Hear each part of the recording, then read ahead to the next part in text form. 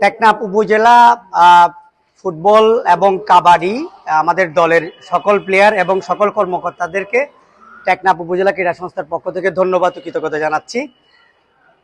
আজকে আমাদের মহেশখালীর বিপক্ষে খেলা।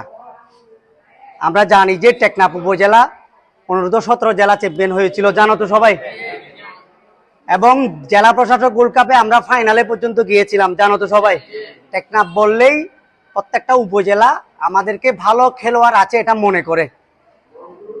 আমরা আজকে মহেশখালীর বিপক্ষে যে খেলাটি খেলবো সেটা ধরে নিতে হবে যে এটা আমাদের ফাইনাল খেলা, ঠিক আছে। যারা খেলবে মাঠে নামবে তাদের প্রত্যেকের উদ্দেশ্যে একটাই কথা, সেটা হচ্ছে নিজে খেলবে না, টিম নিয়ে খেলবে। তার মানে কি বুঝাইতে চাচ্ছি, টিম জিতলে আমরা জিতবো, ঠিক আছে। নিজে যতই ভালো খেলি না কেন, যদি আমরা পরাজিত হই তাহলে পুরা উপজেলার বদনাম হবে, ঠিক আছে।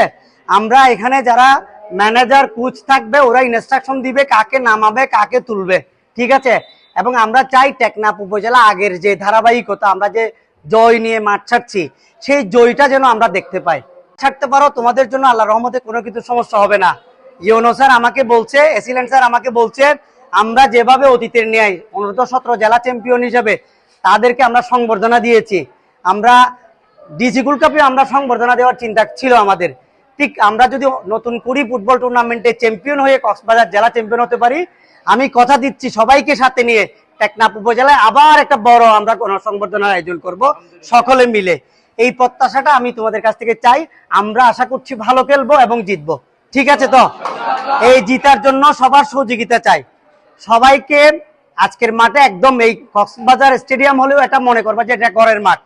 দর্শক সবাই কিন্তু আমাদের সাথে থাকবে এবং নিজের শক্তি সাহস নিয়ে কোনো ধরনের ফাউল খেলা যাবে না। আমরা চেষ্টা করব ফাউল না খেলে সুন্দর খেলা উপহার দিয়ে আজকে আমরা বিজয় ছিনিয়ে নিব। প্রত্যাশা আমরা চেষ্টা করব যে টেকনাফের ঐতিহ্যকে ধরে রাখার জন্য, ঠিক আছে। টেকনাফের ঐতিহ্য ধরে রাখতে গেলে আমাদের ভালো খেলতে হবে, ভালো খেলাই হচ্ছে আমার প্রত্যাশা, ঠিক আছে।